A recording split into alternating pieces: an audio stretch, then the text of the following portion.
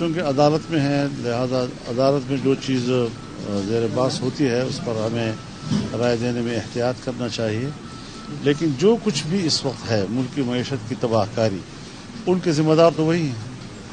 یعنی اس سے پہلے ہماری جو سالانہ مجموعی ترقی کا شرح تھی وہ 6.5% کی رہی، ان کے 3.5 سالوں میں مائنس پہ آ گئی تھی. اس وقت ہمارا جو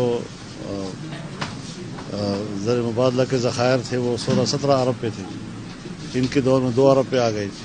دیوالیہ پن کے بالکل کنارے پہ ہم کھڑے تھے. تو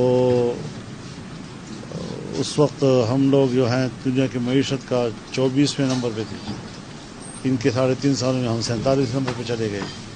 تو ملک کو معاشی لحاظ سے انہوں نے گرایا ہے، اور صرف گرایا ہی نہیں بلکہ دلدل میں ڈالا ہے. اب جتنا آپ اس سے اٹھنے کی کوشش کرتے ہیں اتنا آپ دھنستے چلے جاتے ہیں. یہ بڑی مشکل کے ساتھ اب قوم مجموعی طور پر اب نمٹ رہی ہے، اس سے لڑ رہی ہے. میرے خیال میں قوم کو بھی اس کا پورا شعور ہے اور وہ یہ جانتے ہیں کہ اس مشکل میں ہمیں کس نے ڈالا ہے. ایک دفعہ پہاڑ کی چوٹی سے آپ گر گئے تو آپ یہ سوچتے ہیں کہ میں فلانی جگہ پہ رک جاؤں گا، فلانی پھر آپ جائیں گے اور کہاں تک جائیں گے، کس کھائی میں پہنچیں گے آپ. تو اس طریقے سے انہوں نے ملک کو مارا ہے. اب سب لوگ سمجھتے ہیں کہ ہم بریک لگائیں اس کو. چنانچہ ان 1.5 سال میں ہم نے دوبارہ ملک کی جو ہمارے زر مبادلہ کے ذخائر تھے وہ 11-12 ارب پہ پہنچا دیے. کوئی 6 ارب قرضہ ہم نے ادا کر لیا اور 6 ارب کا ریشیڈول کر دیا. 2-3 ارب پہ گفتگو چل رہی تھی آخری مہینوں میں. تو ایک ٹریک پہ ڈالا ہے اور اب ایک نگران حکومت جو ہے اس میں بھی سب لوگ یہی کوشش کر رہے ہیں کہ کسی طریقے سے صورتحال جو ہے وہ بہتری کی طرف چلی جائے.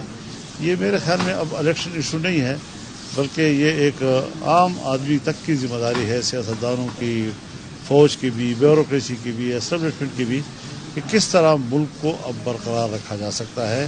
کیونکہ معیشت اگر تباہ ہوتی ہے تو پھر ملک جو ہے وہ پھر اپنا وجود کھو بیٹھتے ہیں. جو کہیے گا کہ ابھی آپ نے بات کی ہے کہ لوگ چاہ رہے ہیں کہ جنوری فروری میں سردی ہوگی الیکشن میں آپ اس وقت ملک کے جو حالات ہے آرڈر کی صورتحال ہے، معاشی صورتحال ہے، IMF کے آگے نومبر میں مذاکرات میں ہونے جا رہے ہیں. تو سر آپ یہ سمجھتے ہیں کہ اس کا واحد حل جو ہے وہ ایک جو الیکٹڈ گورنمنٹ آتی ہے وہ زیادہ اچھے طریقے سے ملک کو سنبھال پاتی ہے، اس میں تو کوئی شک نظام کو بہتر کر پاتی ہے. اس میں کوئی شک نہیں ہے. آپ ڈنر اور اس لیے کہہ رہے ہیں کہ عمران خان ڈسکوالیفائی ہو، ایک اوپن موقع ملے تو نہیں. یہ آپ کا سوال جو ہے اس کو میں مسترد کرتا ہوں. ایسی کوئی سوچ نہیں ہے. ہم ہر وقت الیکشن کے لیے تیار ہیں، ہم ہر وقت اس کا مقابلہ کرنے کے لیے تیار ہیں. دھاندلی کی پیداوار اس کو آپ سمجھے کہ دوبارہ آئے گا، سوال ہی پیدا نہیں ہوتا.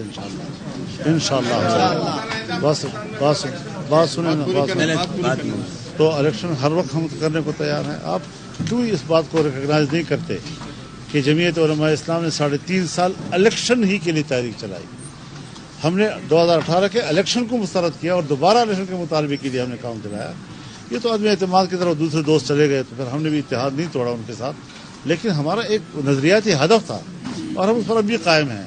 لیکن زمینی حقائق کیا کہتے ہیں اس پر اگر کوئی تبصرہ کر لیا جائے تو اس کا یہ معنی نہیں ہے کہ میں اس بات کے لیے سوچ رہا ہوں کہ وہ نااہل ہو جائے اور وہ نااہل ہو جائے.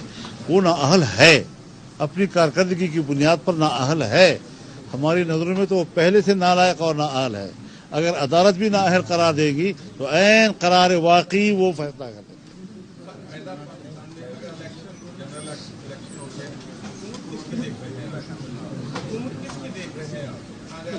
میرے خیال میں ہماری حکومت بنی.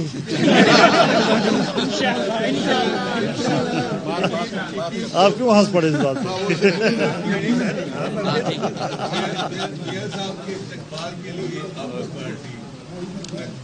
دیکھیے مجھے نہیں معلوم کہ انہوں نے کیا اسٹریٹجی بنائی ہے، اس کے لیے کیا پلاننگ کی ہے انہوں نے. جب ان کی پلاننگ سامنے آئے گی تو اس وقت طے کریں گے. جی مجھے تو کہہ رہے ہیں پوری قوم کو ویلکم کرنا چاہیے. ٹھیک ہے، اپنے ملک میں آ رہے ہیں تو اچھی بات.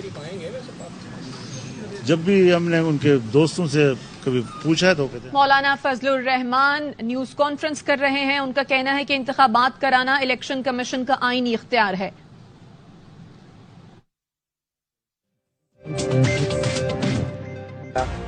میں نے بھائی کو بھی بلا لیا، وہ بھی پہنچ رہا، میں یہیں اس کے انتظار میں ہوں.